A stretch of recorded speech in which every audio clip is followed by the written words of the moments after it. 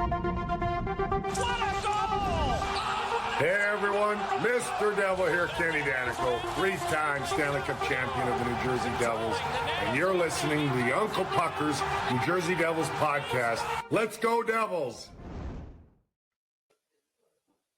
Devils are going to need all the help they can get going in tomorrow. What's up, everybody? We are the Uncle Puckers, Timmy, Bobby, Go-Kart, and I'm Chris. So we did a show on Friday night after the big overtime win, and I think we were all very happy, and it was a great, fun show to do. But over the course of those 48 hours till our next game, I got to thinking and just like, I really hope that they can replicate what they did on Sunday, what they did Friday. But I was getting more and more discouraged in the fact of the injuries are piling up, and there's only just so much that you can do when your entire decor is essentially on the shelf here. And of course it was exactly, we needed everybody to be A++ like yesterday, and we unfortunately didn't get everybody to be A++, and you're not going to win a game in the playoffs when every single person isn't playing at their absolute best. So it was an extremely disappointing loss, and now the Devils have guaranteed one more game as we roll into game 5. They're down 3-1 Tuesday night. They lose this game, our season is over. It's not 4 in a row, so maybe we can do 3 in a row. I don't know. I'm really not putting too much stock. In my opinion, I think we're probably cooked tomorrow. I'm real curious to see how these guys come out with their back against the wall and see. But, that's my thoughts off the bat. Bobby, let's start with you. First off, how was your party? How were your go-kart and party? Okay, so that was super cool because he just wanted a get-together with a couple of friends, nothing huge. We found a relatively new renovated track with the duck pin bowling and all this other stuff, restaurant stuff. And he got the track to himself, just him and 2 buddies, man. That's pretty cool. They had 45 minutes. And the guy's like, if they're going to need a break, let me know. I'm like, no, that's a lot of racing. They were beat, dude. Their arms are shaking. Their hands were shaking. Those go-karts, you take all the corners, like, trick.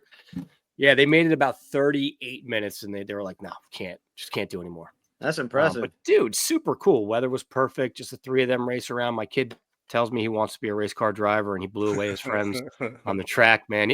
There were so many curves. I sent you some pictures. I don't know how much you saw, but there were so many curves, and it was so tight. There was really no room to pass. Like, you had to really time it perfectly to kind of get on the inside, and he was doing it repeatedly. So it's pretty cool to watch. Nice. Caden was a race car driver. People just have so goddamn fast. Never did win no checkered flag, but it never did come in last. I'm sorry. Go ahead, Timmy. What were you saying? Rubbing is racing, man. You got to get inside. You got to bump them out. I have to say, out of any sport, and I won't. First of all, I shouldn't even call racing a sport. I don't think it's a sport. It's a stamina sport. Well, yeah, you got to have stamina, but I don't necessarily know if you have to be an athlete to do it. Oh, no, in my opinion, I kind of athletic. Yeah, but still, you're driving a car left constantly. My thing is, NASCAR is just left. I absolutely hate it. I can't get into it. Like, I don't understand it. I don't get why people and I've tried watching it. I've given it, I honestly say, out of all sports I say I hate, I've given that one a fair shake, and I can't do it. I'm sure doing it is a hell of a lot more fun than watching it. One of the things I'd recommend doing sometime in your life. I'm a car guy. I like cars and like fast cars, and I've gotten several speeding tickets in my life. Tim's got a fast car. I'd recommend doing one of those like racing experience things where you go to a track and you race like supercars around. That shit is a lot of fun. There's actually, Bob, I don't know if you want to show them this, because there's a movie. It came out like last year, maybe 2 years ago, about a kid that was really good at a particular video game, a car racing video game, and they brought him in and like a bunch of other really good video gamers and gave them real cars to drive. It's a true story. Nice. This actually happened. It's like it's not F1. It's another series. I forget what it is, but it's same kind of cars that drive like Le Mans, I think, and stuff like that. Yeah. But I don't like NASCAR. I think NASCAR is kind of silly, but I do occasionally catch a F1 race, and It's Formula One's gotten so much more popular in this country over the course of probably the last 5 or 6 years. So it's they did this show Drive to Survive on Netflix that really kind of launched the popularity of it, and then golf saw that and was like, oh, let's do our own show, and then football was like, well, we got to do a quarterback show, and then they did a receiver show, and I don't know what they're doing next. So quarterback again. Of show it blew up in popular basically because of the F1 show, but F1 guys are actually pretty jacked, and their reaction times are outrageous. So I love the Netflix quarterbacks and receivers. I thought they did a great job. Now they're doing, I guess, receivers again. I mean, quarterbacks again. This year. You're a football guy, so like, of course, yeah. Yeah, I mean, I love football, and if we're done tomorrow, I shall be looking forward to the start of the football season, and that will be what gets me through the summer. But, Bobby, what are your thoughts here, man?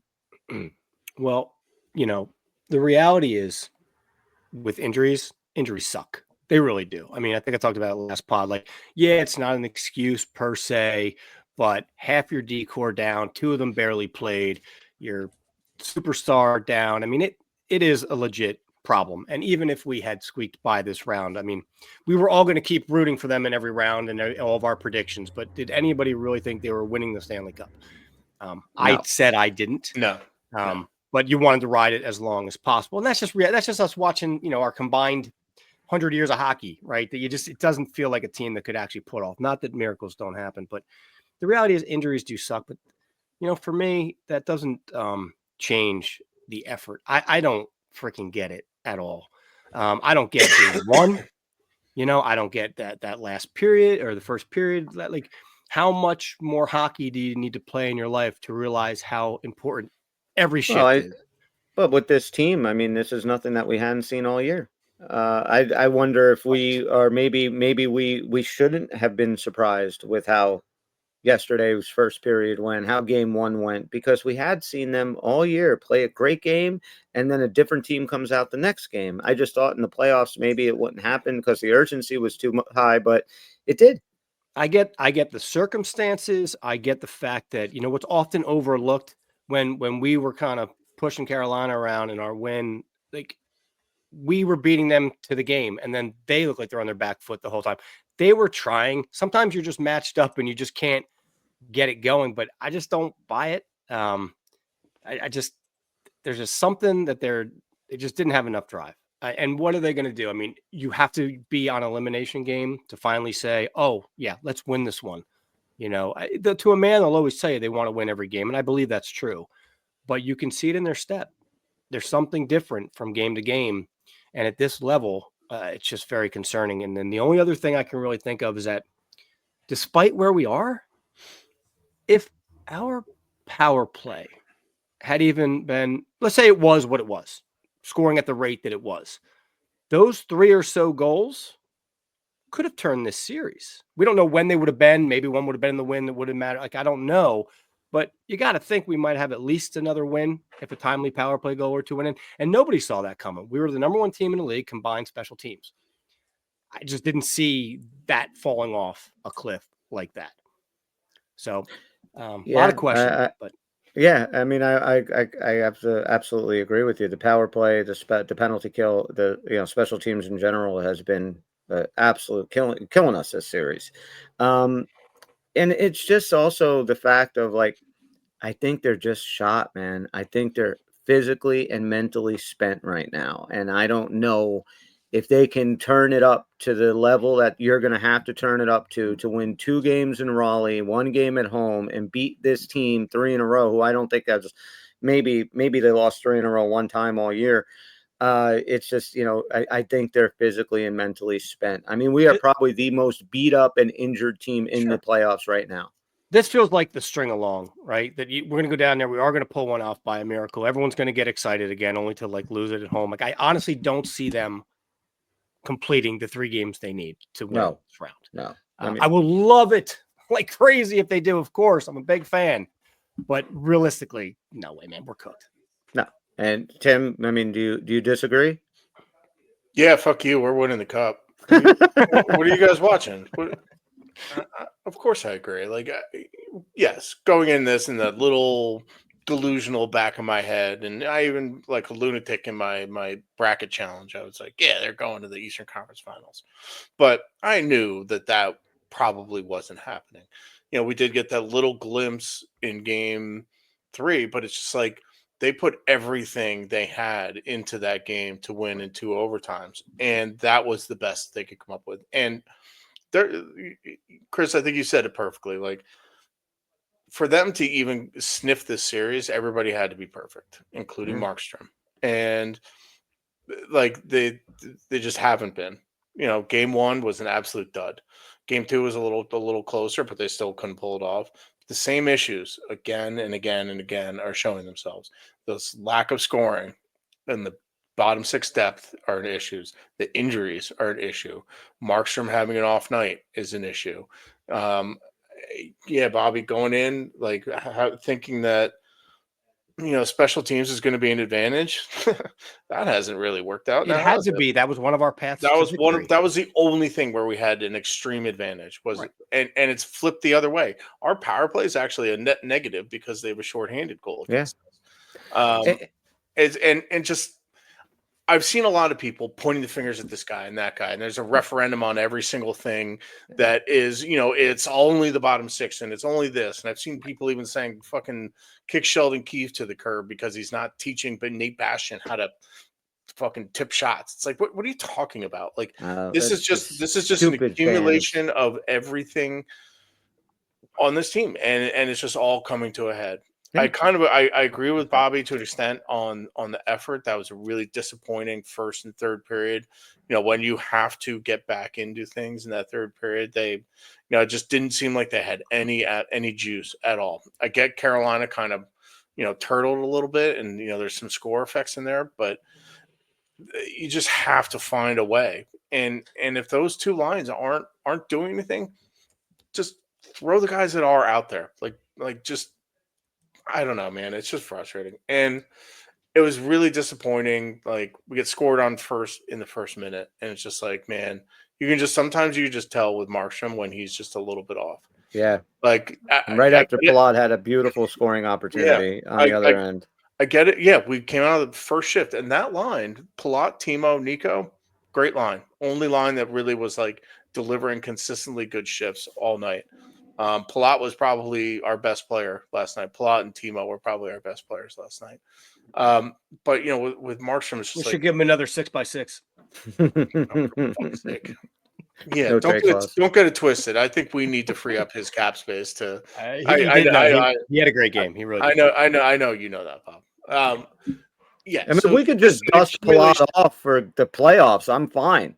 Like, if we can just keep him and then just dust him off and get his old ass out there for the playoffs, I'm down. There's been like 3 opportunities where he stripped someone in the offensive zone, come down the boards, and like, oh my God, here's that playoff Palat moment, and then just nothing happens. I'll take all the intangibles and no goals, though, too, if that's what it means. If I got that consistently shift after shift from him, of course. He's been a wrecking ball. And like, we were leading. We were leading with the physicality. We just didn't have it last night. We were 50-50 and 40 hits the first 3 games. We had like 30 last night, which kind of backed down to our norm, which, I realize kind of hit tracking is a little bit wonky, but having that less of a number, I think really is kind of an indicator that they just run out of gas, And then with Kovacevic going down, and now, Dumoulin, he was expecting to be kind of a depth guy, maybe a third pair guy. And suddenly he's logging 35 minutes in Game 3. Crazy. And now all 3 of these guys are dead for the rest of the playoffs. So and that sucks. This sucks. It sucks. This fucking sucks. It does suck. And one of the things that I can't understand with this team, and it's not just this series, it's the entire season. The ineptitude 6-on-5 with the goalie pull late in the third. Like, it is, I don't know, have we scored yet this year with the goalie pulled down a goal to tie something up? I don't think we have. And 2 years ago, that was automatic. We pulled our goaltender, we were scoring, we were tying it up, we were going overtime. We can't do it. With the empty netters since 23 rather, have just been ridiculous. We probably have more empty net goals against than anybody else in the NHL. We are completely inept 6-on-5, which again, I guess, is a contributor to on the power play, same kind of thing. they even said during the broadcast, Bill Spalding said, or Kenny Danico said, when we got a power play late in I think it was the second or the third in the last game, and we were pressing. I think it was the third period. We were pressing, and then we take the power play, and they were like, that might be actually that might be bad for the Devils here, that they were pushing and pushing, and now all of a sudden they have to go into power plays mode, and everything just dies at the fucking blue line. Not the first time we've talked about that, right? And you see it year after year, and other teams do it too. It is the most maddening thing when they're all front foot and just controlling the game, and then they get a power play and it just falls apart. And it can be just equally as deflating. Like, when you have a good power play and you get a lot of chances and a lot of opportunities. Like we haven't done that. I put it in my recap. Like there's a number that's a pretty good reference of how you're kind of generating chances. And I think over the course of the season, our power play generated about 10.8 expected goals for 60 minutes. So we're generating half of that in these playoffs. And actually, like, the Carolina penalty kill has had a better, I think, Corsi and expected for than we have in their penalty kill minutes versus our power play minutes. Their penalty kill actually has been better offensively than our fucking power play has been. I in absolutely no way, shape, or form blame Sheldon Keefe for this playoff run. I think that guy has done everything he could with what he's got. I'll even say, like, I've seen the bottom six playing hard. Guys like Bashan in game 3 playing really hard. Okay, they're not getting the goals, but I can live with that because I attribute this failure in the first round. I contribute 90% of it to injuries. I really do. That's the thing that sucks, because you can't sit here and piss and moan about every little thing. No, it's just, we don't have Jack. We don't have Luke. We don't have, Dylan. We don't have Kovacevic. Like, we don't have our fucking decor. One of the best decors all season long, and finally looks like, okay, we're going to get everybody back for the playoffs, right? Like, Luke is healthy, Dylan's healthy, Kove's healthy, and Siegenthaler is going to slot in, and we're going to get our decor back together. And then all of a sudden, we lose all those guys. It's just, you can't win. You can't win a playoff series. Injuries can't be an excuse, but they can be a reason. If that, it's not an excuse. It is the reason. Like, it's the reason. Those guys still have to go out there and play hard, and they're NHL players, yes. And during the overtime, Dowling fucking crushed somebody right before Nemec's goal that kind of led to that goal. Yep. And they were out there in that overtime because they didn't get a lot of minutes in regulation. They were fresh. And they were out there. But, just, it's frustrating. Like, I was, before Bob came on, like, I was just looking at some of these numbers, like the Holloway, Mercer, Bratt line, Palat, Nico, Timo line were both well positive on expected goals. They were generating chances. They were doing well. So Glasscotter, Nason, and Tatar, Dowling, Bashan were both they're both in the single digits for expected goals for percentage. Like, that's fucking awful. Those guys need to. We're not asking them to score. Chris, sorry, I'm kind of cut you off. No, it's fine. Go ahead. Kind of getting this in a long way. Basically, what I'm saying is like those are terrible numbers. Like, at least get those closer to even. Like, you need to be able to be competitive in your minutes to be able to tilt the ice so that when those better lines can come on, that they have an opportunity. They don't have to be the ones going 200 feet every goddamn time. Like, it's just, yes. Do you think that the fourth line, though, couple of things. The fourth line, I thought, especially in game 3, did that. I thought the game 3, that fourth line, because like you said, later in the game, they were the freshest guys out there, and it showed. But your point's absolutely. The bottom 6 has been terrible all year. We're crazy to think that it was not going to be terrible in these playoffs. So our back's against the wall. I personally do not think we win tomorrow. I'm even kind of at the point now that I can see it just being a fucking blowout. And I hope I'm wrong. Trust me, I do hope I'm wrong. But that's kind of what I see right now. But what changes, if any, to this lineup do you guys make? Because personally, I think you have to have Sprong in there tomorrow, and you have to have Seamus Casey in there tomorrow. I don't want Chowalski in there. We can't score goals. I don't care about Seamus Casey's, defensive, lack of defensive ineptitude or defensive ineptitude, which I don't think he is bad defensively, but you need his offense. You need his scoring. You need his puck moving. Kid can pass the puck. He can start rushes. I want to see him in, but those are the two guys that I would like to see in, and get rid of Tatar. I don't care if he doesn't play again. But I'm curious, you guys make any changes, or you just stick with it and run it back with what we did last night? I make every change possible. Are you kidding me? Like, there's literally nothing to lose at this point. I Right. would put Casey in for the reasons you said. I think it makes sense. Defensive liability is already there. So let's just have a little bit of offensive upside. Let's go for it there. Sprong, I'm with you. There's something about him. I mean, I didn't see enough of his work, to be honest with you, to know. That's just kind of a gut feeling. That to me just seems like a guy that's sitting there itching to get in and will probably reward you somehow. So I'm up for that. And the other one is probably unpopular, at least with you guys. I mean, but he was on the team all year. Character guy. It's do or die. Let's put Laser back in. Like, don't give me any chemistry questions about the lines because the lines aren't working. So I'd find a way to squeak him in too. Yeah, no, I agree with all that, to be honest. And just the way the decor is arranged is, Pesci and Hamilton were actually, so we go back to the game 3, the game that we were pretty successful, right? Jonas and Nemec, that should be a pair. Pesci on his offside with Dougie, and then Dumoulin with Casey. That gives you defensive protection for all of our defensive liabilities, and gives you offense on every single pair. It's balanced. Pesci's the only guy that has shown any sort of confidence going to his offside. And actually, I think he was extraordinary in game 3. His best game is when he was on his offside. I get he was kind of rotating in on the right also because we were down to 5 guys, but I think we start off with those pairs. And I'm with Bob on the forward core. Like, yeah, but when Lazar came back in after sitting out a couple games, he had some good jump in his legs. And these guys don't seem to have any juice in their legs at all. Like from the hop on first period, I was like, man, these guys have fucking nothing in the tank. Like, yeah, they were exhausted. They're absolutely fucking exhausted. And if you have all these guys sitting up in the press box, throw them on. Fucking put in Hallinan for Nason. Nason's not doing shit either. I would have no problem with that. We're not 3 rounds deep into the playoffs where we got this team that's cruising and you don't want to risk any changes. Like, we got shit that ain't working. So Bob, does it end tomorrow? I freaking hate to say it. It really just feels like we're going to get smashed, dude.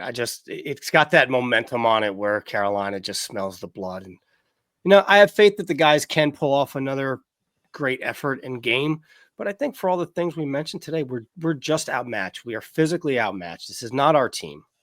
And these momentums like this, I don't know. I don't think they're coming home with a win. Well, I was busy all day today, so I didn't really get a chance to listen to anything or read anything or watch anything. What's being said? Anything online about this team? Like, what are they saying? I mean, do they seem like they still believe, or does it a lot of them, I sent you guys the text message I got from the New Jersey Devils. Like, where I gotta, I'd sign up for the text message from the Devils, and it's just like, fuck, what did I do? Why they're selling tickets for game 6? They're just such a clingy ex-girlfriend. No, they're sending me game 6 watch party stuff. I'm like, get the fuck out. Okay. Mm-hmm. But what game are you watching? I don't think we're playing. What game 6 are you talking about? But Nico said, we know what's in front of us. We have to go steal one in their building. That's what they all say, and that's what they have to say, and that's what they're going to say. None of them are going to be like, yeah, man, they're going to kick the shit out of us. They're not. The coach had the big thing on right up on NHL, and he's talking about how, now's the time to, don't worry about the macro environment. You got to bring it right down to each shift, each period, no shit, man. Yeah, this is the stuff I'm talking about. That's game 1 talk. That is game 1 talk, especially the shift you can control. Your line is going out there. You can do what you want. I'm not saying you're going to win the shift, but that's your energy. That's your game. Go play it to the best you can each and every time. I don't want to hear it now that their back's against the wall. Like, here's a great idea.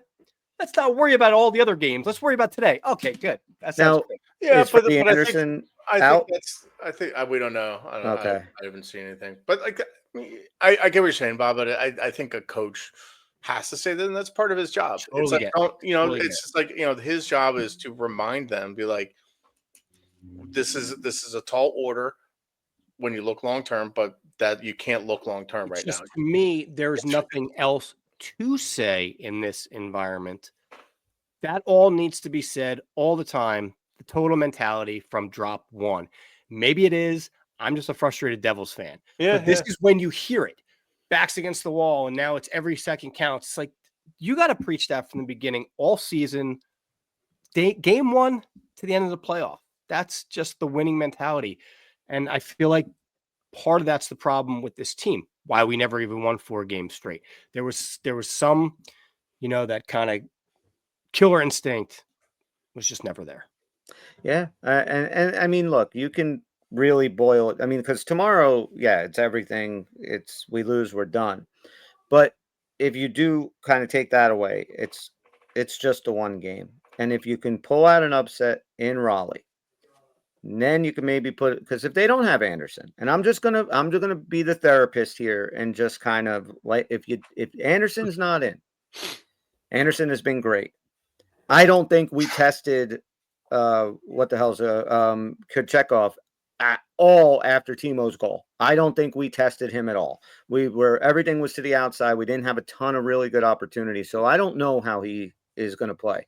And if it is him, if the Devils can get to him early and they somehow pull this off tomorrow, you do have 3 days then to rest. Well, 2.5 really. You play again Friday night. So you got 2 full days to rest to come back to your barn for game 6. Yeah. And again, you leave it all on the ice. Anything can happen. And then all you need to do is get to the game 7.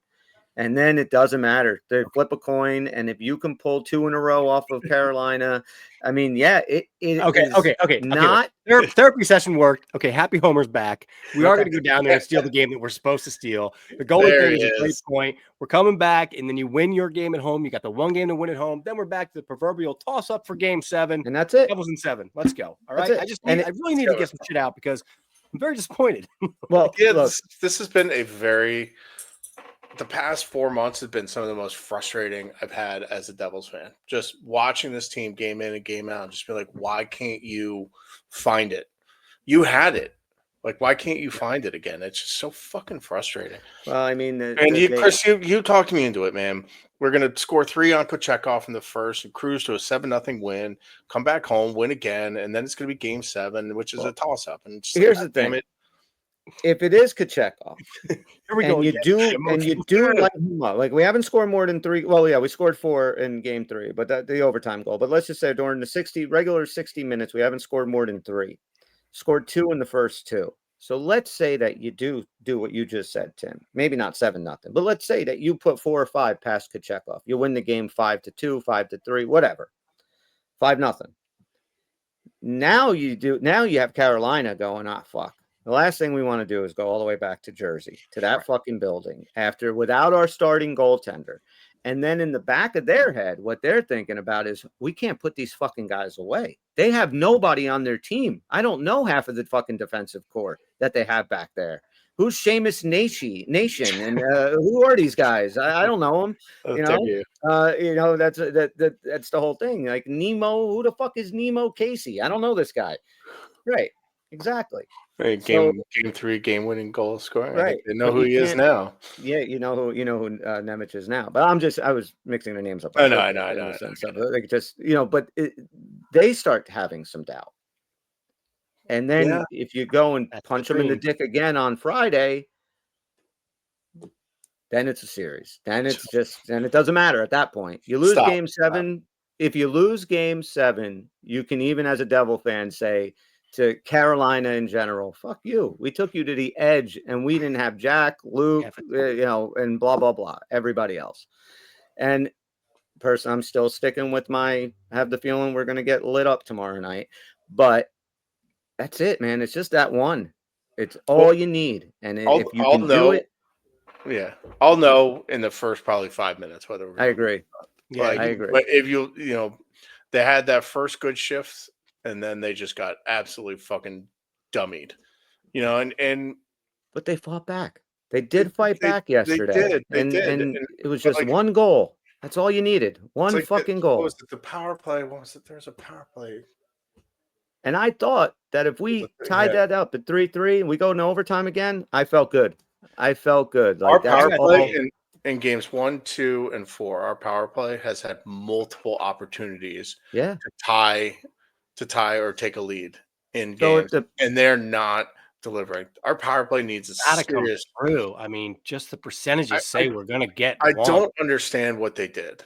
I don't understand what they did. And I've talked about this before. It's like I don't know why suddenly Timo is now almost at like the left point down to the left flank, which was Jack's usual spot, and Brad's back on the right flank. It's like that's not working. Like the most effective power play player we had last night was Tatar, and he was moving the puck around with motion. I think they need to put Nemec in for Dougie on power play 1. Dougie, I think, is still hurt. Like he just looks like an absolute shell of himself. Hold on, Tim. Put your hockey coach hat on, like for real, because you're saying it. I've read it. I'm seeing everybody say it about this power play setup. So why in the world would the coach still not do? What are they seeing that we're overlooking? Like, why is it this way? I don't know. That something about the way Carolina pressures, maybe the personnel, the way they match up on either side. Maybe Timo matches up with someone like Jarvis up on the top right versus Stahl on the top left. They kind of play more of a box than a diamond, and we're more successful against a diamond, I think. But there are opportunities. Like, I saw a picture someone posted of one of the power plays where Nico won the faceoff, Timo had the puck on the boards. 3 of the Canes were outside of the dots, and Timo had a direct lane to throw it right to Hischier in the bumper spot, like right in the slot. Nobody was around Nico, but he chose to then pull it back and set it up with Dougie, and that gives them time to get back into their structure. And they're a very structured, high pressure team. Like we've had problems with high pressure penalty kills all year. It's just the way it is. I don't understand why more teams don't run a high pressure penalty kill, because it works. But I think they kind of big brain this, and we're just like we're gonna our power play has been so good that we can flip everybody around and still be so good, but it's just not working. I think it starts with Dougie up top. He's just not dynamic enough right now to be the distributor that we need when he's getting pressured as highly as much as he is. I think Nason's got absolutely, his hands have gone to absolute stone down low. Like he can't retrieve a puck for his life down in the corners. Like he's getting pressured by everybody down in the corners and is losing almost every puck battle. Nico's been kind of invisible on the power play. He's not getting utilized at all. Brad's trying. Timo's kind of trying. Like they're the only ones kind of getting any chances. 12 though. That's a big sample size. 0 for 12. I fully expect Sheldon Keefe -1 for 13 to put the best lineup out there tomorrow. I really believe that. And for anybody that wants to have a little bit more good vibes going into the rest of this series, however long it lasts. So last year, Toronto played Boston in round 1. Toronto lost game 1 5-1. Then they came back and they beat Boston 3-2 in game 2, 1-1. Then Boston won 4-2 in game 3. They were up 2-1, and then Boston won game 4, 3-1. 3 games to 1, and Toronto came back in game 5 and won in overtime 2-1. They came back in game 6 and they won 2-1, and they lost it in overtime on that beautiful Pastrnak goal in game 7. But Sheldon Keefe got these guys playing fucking great defense in games 5 and 6, and were able to force that game 7, which was 1-1 going in overtime, could have gone anyway. So Sheldon Keefe was in this position last year and managed to squeeze out game 7. And they were out. They were without Matthews and Nylander, I think. Nylander was out for a while. Matthews was out for a lot of that series, and he had they were giving up like 5 goals, 4 goals, and it was okay. Toronto can't play defense, and then Sheldon Keefe had them playing a much tighter defensive structure, and they ended up winning a couple. There we go. Devils in 7.5. Well, look, I mean, if they win tomorrow night, I might change my tune depending on how they win tomorrow night. What? I'm still back on the bandwagon. They win tomorrow. Absolutely. They win tomorrow, then they're definitely going to a game 7. I'll go that far. I will agree with that. If they win tomorrow, I don't think they are. I really don't think they stand a chance tomorrow. But it depends on how they win. Crazier shit has happened. If it's Kochetkov and we get on top of him early and get a couple in on him early, then we can kind of do a little bit of score effects and be a little bit more stringent defensively, just chipping pucks out, dumping it out. Like that's kind of something that when you get down 3-0 and you're getting pinned in your zone and you can't get the puck out and get through the neutral zone. Like, we're getting killed in the neutral zone. Yes, but we can play that way too, and we did in Game 3 when we said it right. We out Carolina, and then they came back, and I honestly thought yesterday we were going to win. I really believed that we were going to take both those games at home. So I was very surprised with how that first period went. The first half of that first period, at least, like. How you are not on the front foot right off the bat. And you're 100% right, Tim. When that first goal went in, you kind of knew this is not Marky's night. And yeah, and there's one right after that kind of squeaked through his legs and went wide. And I was like, oh, man, we're kind of. Yeah, he had a couple of close calls, too. And then, like, the Slavin goal, like, Nason obviously got to get that. Yeah, that. That was Nason. Nason's got to get that puck out. Slavin was an unbelievable fucking play. Batted it out of the air and then went around, or Nason tapped it around it. But Mark is down in that RVH. Like, the reason you go down to that RVH is so you can push off and slide for a cross crease pass. There was nobody over there. There's no reason to go down into that position. Slavin did find, like, that little fucking puck-sized spot over his shoulder. And, and Slavin played a rough game in Game 3, so you knew he was going to be back for Game 4. Credit to him for finding that spot and that goal. That was ridiculous. All right. So before we play Devil so what do you guys give me your honest prediction tomorrow? It's in Raleigh, 7:30 start. I unfortunately am going to stick with what I was saying, and I hope I'm wrong, but I don't see us pulling this thing out tomorrow. But Bobby? Wait, fan hat or podcaster hat? Both. My podcaster hat says we're getting destroyed. We're lucky if it's 4-1 or worse. And then the fan of me says this is the one we're going to sneak out. It's going to be ugly. It's going to be gritty, kind of like Game 3, and we're going to come home with a win. Overtime again.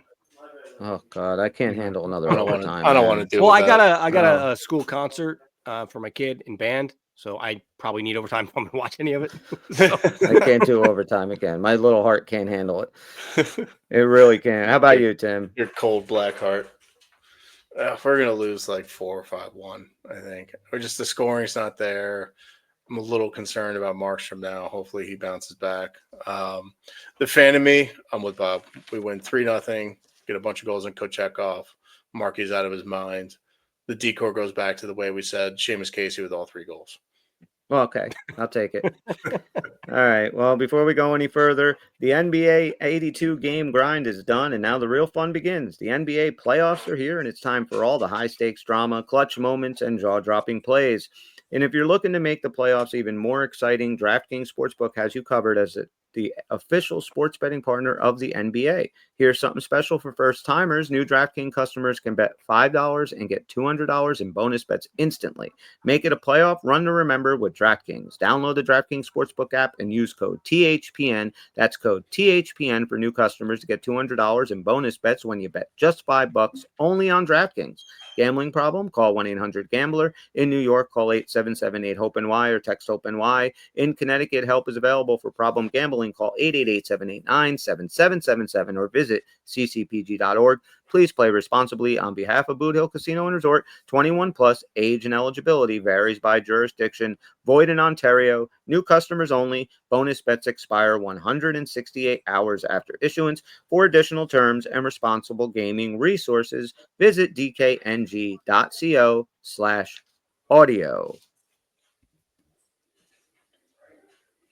Okay, so we're back. Hang on one second. What was that? 37. Okay. All right. You guys want to play a Devil You Know? I do. Absolutely. Get my Devil You Know out. My little piece of paper here. All right. And gotta stretch out. Stretch out. Get your brain ready.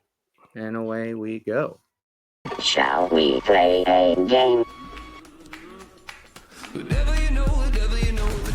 Buckle up, boys and girls. It is time for the Devil You Know on the Uncle Pucker New Jersey Devil Podcast.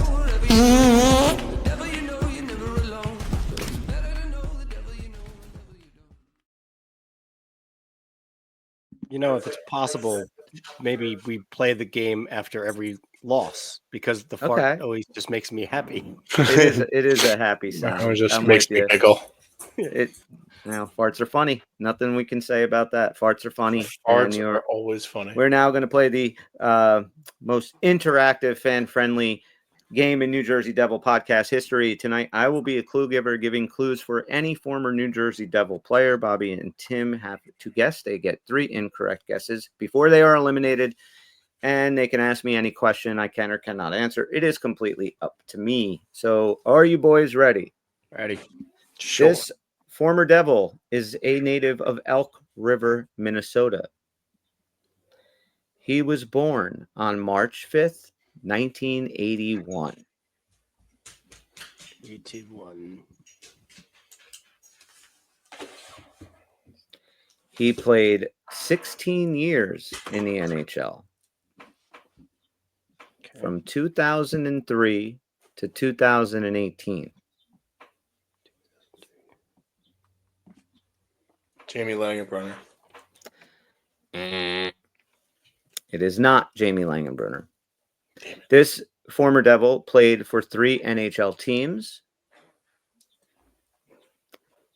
The New Jersey Devils, who drafted him in the second round, 62nd overall in the 2000 entry draft. He also played for the San Jose Sharks and the Pittsburgh Penguins. In his first full season in 2003-2004 with New Jersey, he played 70 games. And after the 05-06 lockout, he played in Switzerland. And then after the lockout, he played in 80 games and had 37 points. And in 06-07, he finally played a full 82 game. I'm sorry? How many points did he have? 37. Did you say position yet or no? I did not say position. He's 6'1", 200 pounds. He finished with 163 points as a Devil, where he played 5 years for New Jersey, just so you guys know. And on July 1st, 2010, he signed a 5-year, $25 million contract with Pittsburgh. Paul Martin. Ding, Nice. ding, ding. Well done, Timothy. Good job. It was starting to come together. What else did you have on him? All right. He made the playoffs in all 14 of his NHL seasons. He, let's see, most notably, he was paired in New Jersey with Stevens and Niedermeyer and Rafalski. Those are the 3 that I remember him playing mostly with. He was put on waivers on June 22nd, 2018, and retired November 14, 2018. On July 1st, 2025, he signed a 4-year, $19.4 million contract with San Jose. He lost to his former team, the Pittsburgh Penguins, in the Stanley Cup final as a Shark the following year after he left Pittsburgh. Yep. Let's see. That Pittsburgh contract is what I remember that so specifically. I always liked Paul Martin. He left us. Like them. We won the cup. I mean, he came to us the year after we won the cup. My bad. Stayed with us in 5 years. Leaves, goes to Pittsburgh. They get really good. He leaves and goes to San Jose, and then loses to Pittsburgh in the cup final. It's like 2 cups that missed him. So I liked Paul Martin. Yeah, he was a good player. He wasn't anything spectacular, but he was like super fucking solid. Yeah, I think the expectations were higher than they should have been on him. I think so too. He was he was a fine hockey player, but there was always this next level everyone just assumed he was going to get to. At the end of his career, he went to he got sent down to the AHL when he was with the Sharks, and he was thinking about retiring then, and then he ended up getting called back up, and he went on that playoff run, and then they basically sent him on waivers, and then they just cut him after he wasn't picked up on waivers. So, that was his career ended. Not on his terms, but Paul Martin was a very solid defenseman for New Jersey for a nice chunk of years. Number 7, right? Yes, he was number 7. Paul Martin was number 7. Dougie Hamilton's number. Not long. All right, boys. Is there anything else you guys want to discuss tonight? No, I actually gotta get cooking. I hope they can. I hope they can get another game. Honestly, just for all the fucking sweet people out there, the Devils and gonna lose in 5. I would love to see them push it to a 6 game at least. Just give us a 6 game. I have Yeah, very get the fans another game to go to too, man. Let's have a little fun. I have low expectations, but let us see some. Let us see Sheamus. Let us see some of these guys. Yep. Like come on. I I I need that. And who knows? Maybe like Dylan and Kovacevic can come back for like a game 6 or a game 7. You never know. I don't That's know. Maybe No well. idea. No idea what happened to Kovacevic. What is even potentially wrong with him? It's absolute mystery. NHL it is so is. fucking funny that way.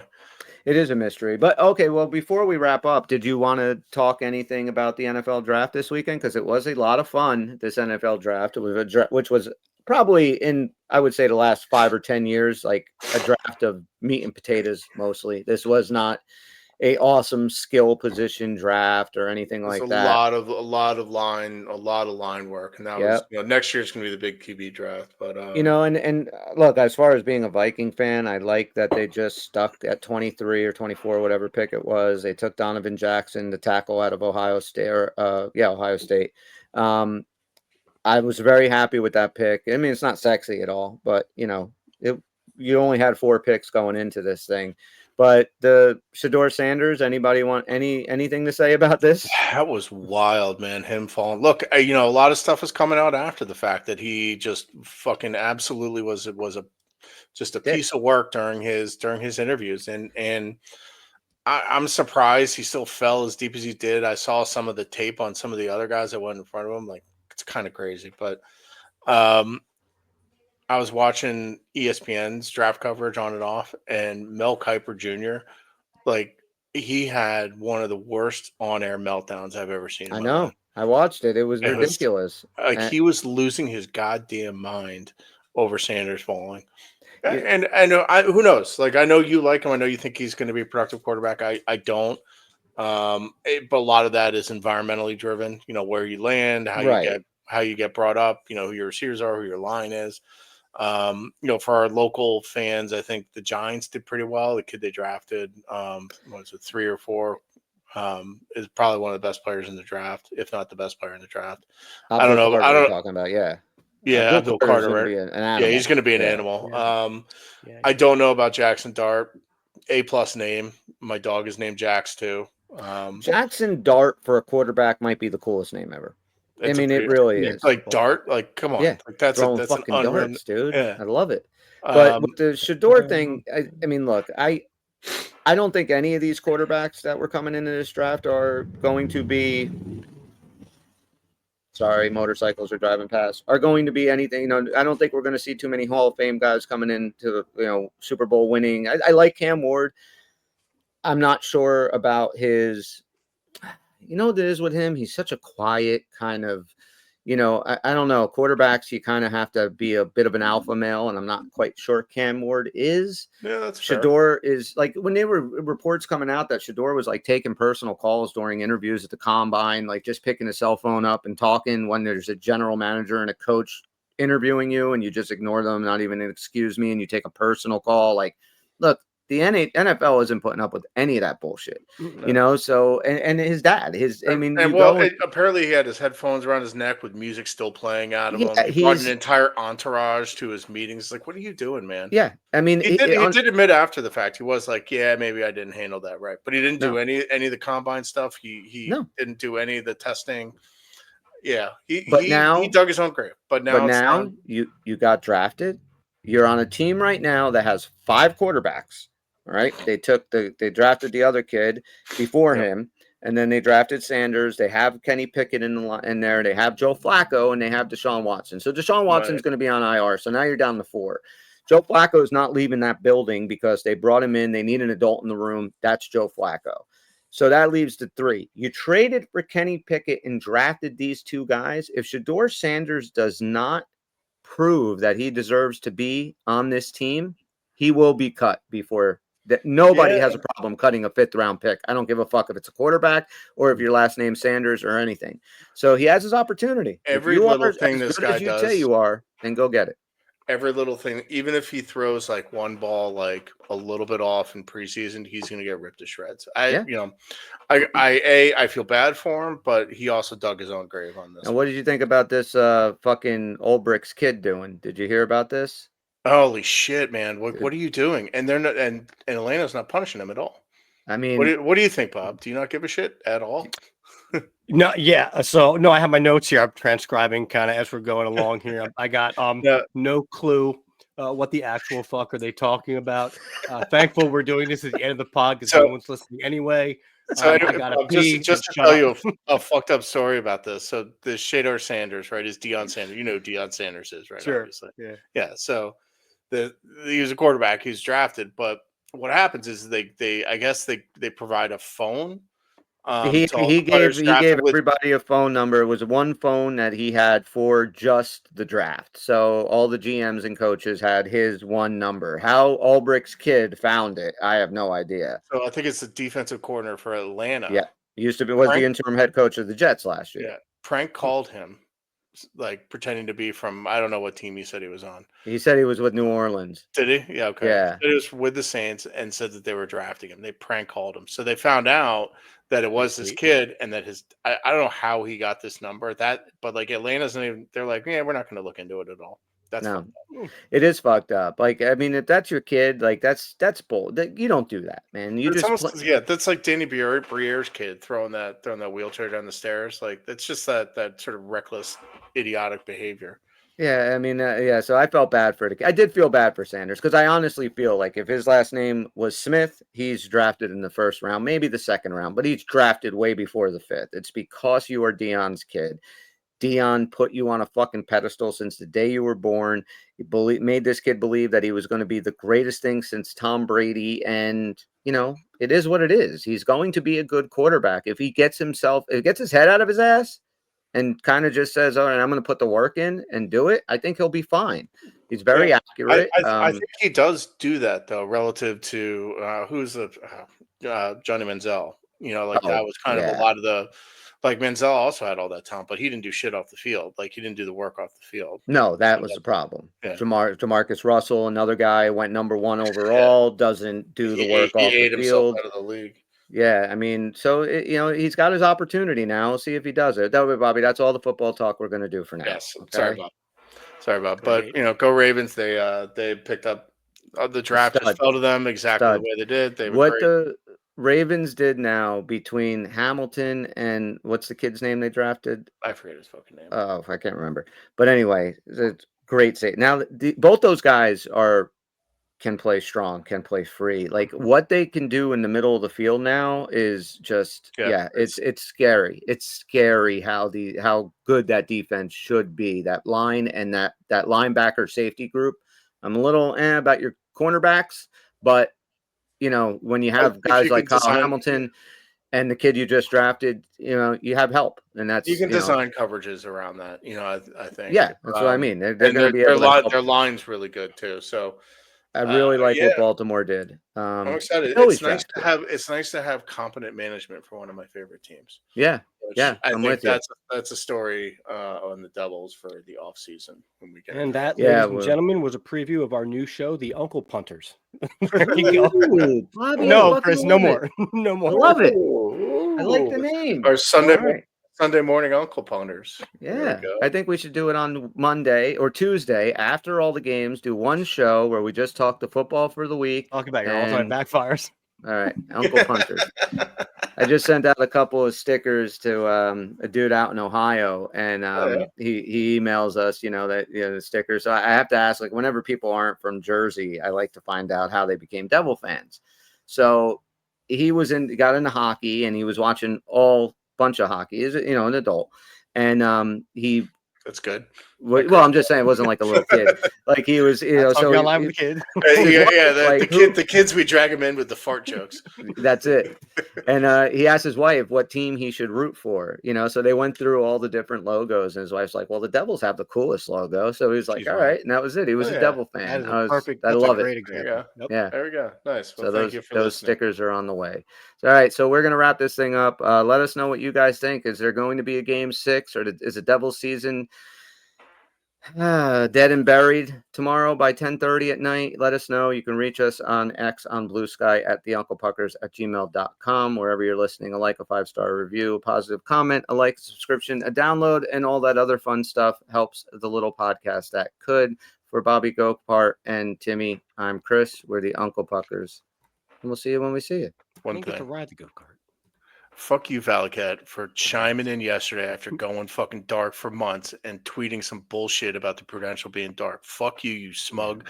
Daddy owns a car dealership, motherfucker. I fucking hate you. Fuck you, Valcat. Well said, Tim.